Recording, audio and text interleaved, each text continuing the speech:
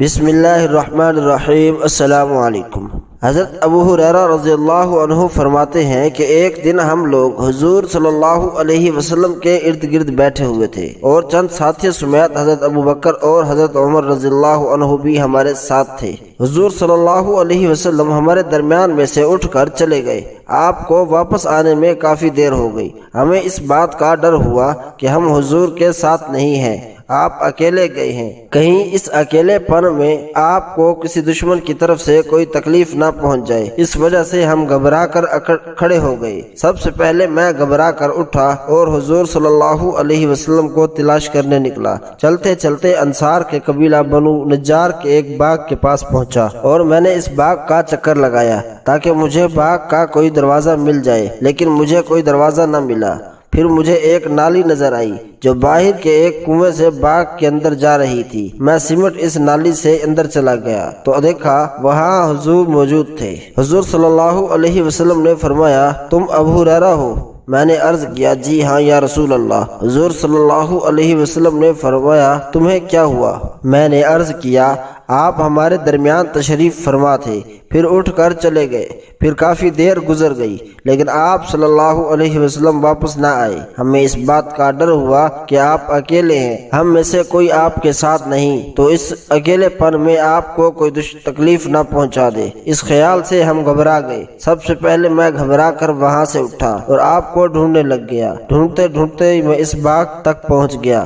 باغ کا دروازہ مجھے نہیں ملا، اس لیے میں لومڑی کی طرح سکڑ کر نالی سے اندر آ گیا ہوں اور وہ تمام لوگ میرے پیچھے پیچھے آ رہے ہیں۔ حضور صلی اللہ علیہ وسلم نے مجھے اپنے 2 جوتے نشانی کے طور پر دے کر فرمایا، میرے یہ دونوں جوتے لے جاؤ اور اس باغ کے باہر تمہیں جو کوئی گواہی دیتا ہوا ملے کہ اللہ کے سوا کوئی معبود نہیں اور دل سے اس پر یقین کر رہا ہو، اسے جنت کی بشارت دے دینا۔ مجھے سب سے پہلے حضرت عمر رضی اللہ عنہ ملے۔ انہوں نے پوچھا، اے ابو ہریرہ، یہ جوتے کیا ہیں؟ میں نے کہا، یہ دونوں جوتے حضور کے ہیں جنہیں دیکھ کر حضور صلی اللہ علیہ وسلم نے مجھے بھیجا ہے کہ مجھے جو بھی یہ گواہی دیتا ہوا ملے کہ اللہ کے سوا کوئی معبود نہیں اور دل سے اس پر یقین کر رہا ہو، میں اسے جنت کی بشارت دے دوں۔ حضرت عمر رضی اللہ عنہ نے میرے سینے پر اس زور سے مارا کہ میں سرین کے بل زمین پر گر پڑا۔ حضرت عمر نے کہا، اے ابو ہریرہ واپس جاؤ۔ میں حضور کی خدمت میں واپس گیا اور فرمایا، حضرت عمر نے کہا، ابو ہریرہ واپس جاؤ۔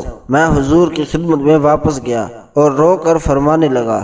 حضرت عمر میرے پیچھے پیچھے آ رہے تھے۔ حضور نے فرمایا، اے ابو ہریرہ تمہیں کیا ہوا؟ میں نے عرض کیا، مجھے حضرت عمر باہر ملے تھے، جو بشارت دے کر آپ نے مجھے بھیجا تھا وہ میں نے انہیں سنائی تو انہوں نے میرے سینے پر اس زور سے 2 پتھر مارا کہ میں سرین کے بل گر گیا اور انہوں نے مجھ سے کہا، واپس جاؤ۔ اتنے میں حضرت عمر بھی پہنچ گئے۔ حضور نے حضرت عمر سے فرمایا، اے عمر تم نے ایسا کیوں کیا؟ حضرت عمر رضی اللہ عنہ نے عرض کیا، یا رسول اللہ، میرے ماں باپ آپ پر قربان ہوں، کیا آپ نے اپنے 2 جوتے دے کر حضرت ابو ہریرہ کو اس لیے بھیجا ہے کہ انہیں جو آدمی اس بات کی گواہی دیتا ہوا ملے کہ اللہ کے سوا کوئی معبود نہیں اور وہ دل سے اس کا یقین کر رہا ہو تو یہ اسے جنت کی بشارت دے دیں؟ حضور صلی اللہ علیہ وسلم نے فرمایا، ہاں۔ حضرت عمر نے عرض کیا، آپ ایسا نہ کریں کیونکہ مجھے اس بات کا ڈر ہے کہ اس بشارت کو سن کر اس پر بھروسہ کر لیں گے اور مزید نیک عمل کرنے چھوڑ دیں گے۔ آپ لوگوں کو عمل کرنے دیں۔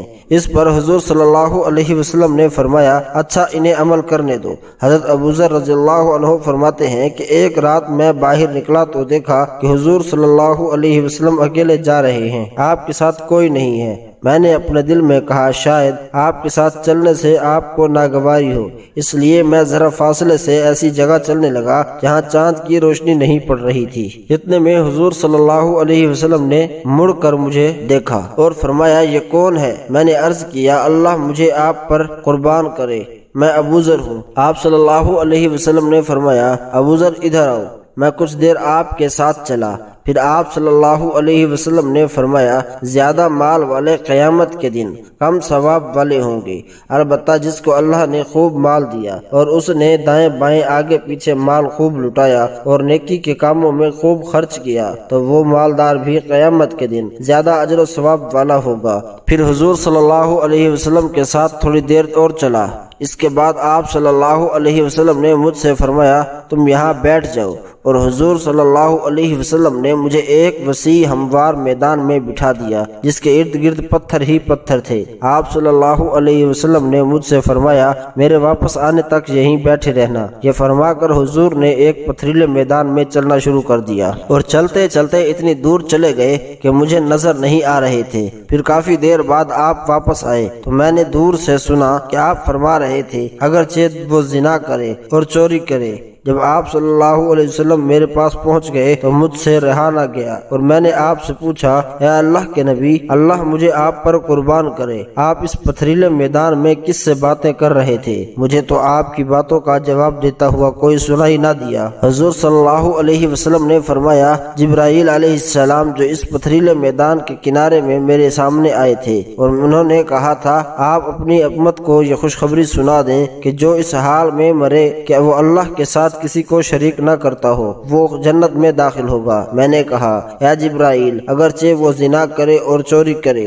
حضرت جبرائیل نے عرض کیا جی ہاں۔ حضرت ابوذر فرماتے ہیں کہ میں نے عرض کیا یا رسول اللہ اگرچہ وہ چوری کرے اور زنا کرے؟ حضور نے فرمایا جی ہاں اگر وہ شراب پیے۔ اس جیسی ایک روایت میں یہ ہے کہ حضور نے چوتھی مرتبہ فرمایا ابوذر کی ناک خاک میں مل جائے، یعنی ایسا ہی ہوگا، اگرچہ ابوذر کی رائے یہ ہے کہ ایسا نہ ہو۔ حضرت انس فرماتے ہیں کہ ایک بوڑھے دیہاتی تھے جنہیں علقمہ بن علازہ کہا جاتا تھا، انہوں نے ایک مرتبہ حضور کی خدمت میں حاضر ہو کر عرض کیا یا رسول اللہ میں بہت بوڑھا ہوں، اب اس عمر میں قرآن نہیں سیکھ سکتا، لیکن اس بات کی گواہی دیتا ہوں کہ اللہ کے سوا کوئی معبود نہیں اور محمد اللہ کے بندے اور اس کے رسول ہیں، اور مجھے اس کا پکا یقین ہے۔ جب وہ بڑے میاں چلے گئے تو حضور نے فرمایا یہ آدمی بڑا سمجھدار ہے، یہ فرمایا تمہارا یہ ساتھی بڑا سمجھدار ہے۔ حضرت عثمان بن عفان رضی اللہ عنہ فرماتے ہیں کہ میں نے حضور صلی اللہ علیہ وسلم کو فرماتے ہوئے سنا کہ میں ایسا کلمہ جانتا ہوں کہ جو آدمی اسے سچے دل سے کہے گا وہ آگ پر ضرور حرام ہو جائے گا۔ حضرت عمر بن خطاب نے کہا کیا میں آپ کو بتاؤں وہ کلمہ کون سا ہے؟ وہ کلمہ اخلاص ہے جس پر اللہ تعالیٰ نے محمد صلی اللہ علیہ وسلم اور آپ صلی اللہ علیہ وسلم کے صحابہ کو جمائے رکھا ہے، اور یہ وہ تقوی والا کلمہ ہے جس کی حضور صلی اللہ علیہ وسلم نے اپنے چچا ابو طالب کو مرتے وقت بہت ترغیب دی تھی، یعنی اس بات کی گواہی دینا کہ اللہ کے سوا کوئی معبود نہیں۔ حضرت یطلع بن شداد رحمت اللہ علیہ کہتے ہیں کہ میرے والد شداد رضی اللہ عنہ نے مجھے یہ واقعہ سنایا کہ اس وقت حضرت عبادہ بن صامت رضی اللہ عنہ بھی اس مجلس میں موجود تھے اور میرے والد کی تصدیق کر رہے تھے۔ میرے والد نے فرمایا کہ ایک دن ہم لوگ نبی کریم کے پاس تھے، آپ صلی اللہ علیہ وسلم نے فرمایا کہ تم میں سے کوئی اجنبی یعنی اہل کتاب یہود میں سے ہے؟ ہم نے عرض کیا نہیں یا رسول اللہ۔ پھر حضور نے فرمایا دروازہ بند کر دو۔ ہم نے دروازہ بند کر دیا۔ اس نے فرمایا اپنے ہاتھ اوپر اٹھاؤ اور لا الہ الا اللہ کہو۔ چنانچہ ہم نے کچھ دیر اپنے ہاتھ اٹھائے رکھے، حضور نے بھی ہاتھ اٹھائے ہوئے تھے، پھر حضور نے ہاتھ نیچے کیے اور ہم نے بھی نیچے کیے، پھر آپ صلی اللہ علیہ وسلم نے فرمایا الحمدللہ، اے اللہ تو نے مجھے یہ کلمہ دے کر بھیجا ہے اور اس پر ایمان لانے کا حکم دیا اور اس پر جنت تو نے وعدہ فرمایا اور وعدہ خلافی نہیں کرتا۔ پھر فرمایا غور سے سنو، تمہیں بشارت ہو کیونکہ اللہ تعالی نے تمہاری مغفرت کر دی ہے۔ حضرت رفاع جہنمی رضی اللہ عنہ فرماتے ہیں کہ ہم لوگ حضور صلی اللہ علیہ وسلم کے ساتھ واپس آ رہے تھے، جب ہم قدیہ یا قدید مقام پر پہنچے تو کچھ لوگ آپ صلی اللہ علیہ وسلم سے اپنے گھر والوں کے پاس جانے کی اجازت مانگنے لگے۔ حضور نے ان کو اجازت دینے لگے، پھر کھڑے ہو کر حضور صلی اللہ علیہ وسلم نے اللہ کی حمد و ثنا بیان کی، پھر فرمایا لوگوں کو کیا ہو گیا ہے کہ ان کو درخت کا وہ حصہ جو رسول اللہ کے قریب ہے دوسروں کے حصے سے زیادہ ناپسندیدہ ہے؟ بس اس بات کو سنتے ہی سب رونے لگے، کوئی ایسا نظر نہیں آ رہا تھا جو رو نہ رہا ہو۔ ایک آدمی نے کہا اس کے بعد جو اجازت مانگے گا وہ یقیناً بڑا نادان ہوگا۔ حضور نے پھر اللہ کی حمد و ثنا بیان کی اور خیر کی بات کی اور فرمایا میں اللہ کے ہاں اس بات کی گواہی دیتا ہوں کہ جو بندہ اس حال میں مرے گا وہ اس بات کے سچے دل سے گواہی دے رہا ہو اللہ کے سوا کوئی معبود نہیں، میں اللہ کا رسول ہوں، اور پھر وہ ٹھیک ٹھیک چلتا رہے تو وہ ضرور جنت میں داخل جنت میں داخل ہوگا، اور میرے رب اللہ عز و جل نے مجھے وعدہ کیا ہے کہ وہ میری امت میں سے 70,000 آدمی جنت میں حساب کتاب اور عذاب کے بغیر داخل کرے گا۔ اور مجھے امید ہے کہ آپ صلی اللہ علیہ وسلم، آپ لوگ اور آپ لوگوں کے نیک ماں باپ اور نیک بیوی جنت میں پہلے اپنے ٹھکانوں میں پہنچ جائیں گے، پھر وہ 70,000 جنت میں داخل ہوں گے۔ ایک روایت میں ہے کہ حضرت ابو بکر رضی اللہ عنہ نے کہا تھا کہ اس کے بعد آپ سے جو اجازت مانگے گا وہ یقیناً بڑا نادان ہوگا۔ حضرت انس رضی اللہ عنہ فرماتے ہیں کہ حضور نے فرمایا، اے فلاں، تم نے ایسے اور ایسے کیا ہے، اور اس نے کہا، نہیں، اس ذات کی قسم جس کے علاوہ کوئی معبود نہیں، میں نے ایسے نہیں کیا، چونکہ حضور کو معلوم تھا کہ اس نے یہ کام کیا ہے، اس لیے آپ نے اس کے سے کئی مرتبہ پوچھا، لیکن ہر مرتبہ وہ یہی جواب دیتا ہے۔ حضور نے فرمایا، چونکہ تم لا الہ الا اللہ کی تصدیق کر رہے ہو اور اس وجہ سے تمہارے اس گناہ کو مٹا دیا گیا ہے۔ ایک روایت میں یہ ہے کہ حضور نے فرمایا، تمہارا لا الہ الا اللہ تصدیق کرنے کی وجہ سے تمہارے جو گناہ معاف ہو گیا۔ حضرت ابن زبیر رضی اللہ عنہ فرماتے ہیں کہ حضور نے فرمایا کہ ایک آدمی نے جھوٹی قسم کھا لی اور یوں کہا کہ اللہ کی قسم جس کے علاوہ کوئی معبود نہیں، تو جھوٹی قسم کھانے کا گناہ معاف کر دیا گیا، کیونکہ اس نے قسم کے ساتھ لا الہ الا اللہ کے الفاظ کی بھی کہہ دیے، تو ان الفاظ کی برکت سے وہ معاف ہو گیا۔ حضرت ابو موسیٰ رضی اللہ عنہ فرماتے ہیں کہ حضور نے فرمایا کہ جہنمی لوگ جب جہنم میں اکٹھے ہو جائیں گے اور ان کے ساتھ کچھ قبلہ کو ماننے والے یعنی کچھ مسلمان بھی ہوں گے، تو وہ کافر مسلمانوں سے کہیں گے کہ کیا تم مسلمان نہیں تھے؟ وہ مسلمان جواب دیں گے، کیوں نہیں، ہم تو مسلمان تھے۔ کفار کہیں گے، تمہارے اسلام کا تمہیں کیا فائدہ ہوا، تم بھی ہمارے ساتھ جہنم میں آ گئے۔ مسلمان جواب میں کہیں گے، ہمارے کچھ گناہ تھے جن کی وجہ سے ہم پکڑے گئے، جہنم میں ڈال دیے گئے ہیں۔ اور مسلمانوں کے اس جواب کو اللہ تعالیٰ سنیں گے اور فرشتوں کو حکم دیں گے، چنانچہ جہنم میں جتنے قبلہ کو ماننے والے مسلمان ہوں گے وہ سب اس میں سے نکال دیے جائیں گے۔ جب جہنم میں باقی رہ جانے والے کافر یہ منظر دیکھیں گے تو وہ کہیں گے، اے کاش ہم بھی مسلمان ہوتے، تو جیسے یہ نکل گئے ہم بھی جہنم سے نکل جاتے۔ پھر حضور صلی اللہ علیہ وسلم نے اعوذ باللہ من الشیطان الرجیم پڑھ کر یہ آیت پڑھی۔ پھر حضور صلی اللہ علیہ وسلم نے اعوذ باللہ من الشیطان الرجیم پڑھ کر یہ آیت پڑھی، الف لام را تلک آیات الکتاب وقرآن مبین۔ الف لام را، یہ آیتیں ہیں ایک کامل کتاب اور قرآن واضح کی۔ کافر لوگ بار بار تمنا کریں گے، کیا خوب ہوتا اگر وہ مسلمان ہوتے۔ حضرت انس فرماتے ہیں کہ حضور صلی اللہ علیہ وسلم نے فرمایا، لا الہ الا اللہ والوں میں سے کچھ لوگ اپنے گناہوں کی وجہ سے جہنم میں چلے جائیں گے۔ لات اور عزی بتوں کو ماننے والے ان کہیں گے کہ جب تم بھی ہمارے ساتھ جہنم کی آگ میں ہو تو لا الہ الا اللہ کہنے کا تمہیں کیا فائدہ ہوا۔ اس پر اللہ تعالیٰ کو مسلمانوں کے حق میں غصہ آ جائے گا۔ اللہ تعالیٰ انہیں وہاں سے نکال کر نہر حیات میں ڈال دیں گے، جس سے ان کے جسم جہنم کی جلن سے ایسے صاف ہو جائیں گے جیسے چاند گرہن سے نکل کر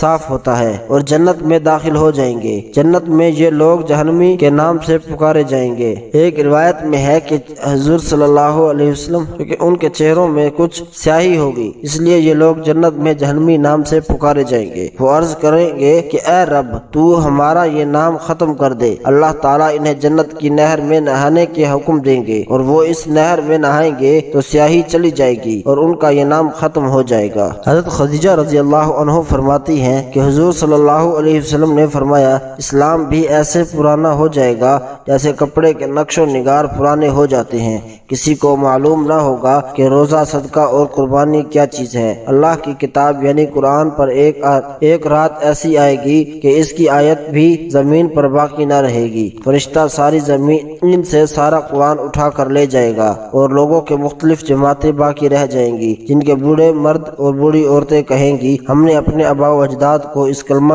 لا الہ الا اللہ پر پایا تھا، ہم بھی یہی کلمہ پڑھتے ہیں۔ حضرت صلاح راوی نے پوچھا کہ جب وہ لوگ یہ نہیں جانتے ہوں گے کہ روزہ، صدقہ اور قربانی کیا چیز ہے تو لا الہ الا اللہ پڑھنے سے انہیں کیا فائدہ ہوگا۔ حضرت حذیفہ نے ان سے اعراض فرما لیا۔ حضرت صلاح نے دوبارہ پوچھا تو حضرت حذیفہ نے پھر اعراض فرما لیا۔ جب تیسری مرتبہ پوچھا تو حضرت حذیفہ نے ان کی طرف متوجہ ہو کر فرمایا، اے صلاح، یہ کلمہ انہیں آگ سے نجات دے گا، یہ کلمہ انہیں آگ سے نجات دے گا، یہ کلمہ انہیں آگ آگ سے نجات دے گا۔ حضرت علی رضی اللہ عنہ فرماتے ہیں کہ لوگوں میں سے اللہ تعالی کے ساتھ سب سے زیادہ معاملہ صاف رکھنے والا، اللہ کو سب سے زیادہ جاننے والا وہ آدمی ہے جو لا الہ الا اللہ والوں سے سب سے زیادہ محبت کرنے والا اور ان سے زیادہ تعظیم کرنے والا ہو۔ حضرت سالم بن ابی جعد رحمۃ اللہ علیہ کہتے ہیں کہ حضرت ابو الدار رضی اللہ عنہ کو کسی نے بتایا کہ حضرت سعد بن منبع نے 100 غلام آزاد کیے ہیں۔ حضرت ابو الدارد نے فرمایا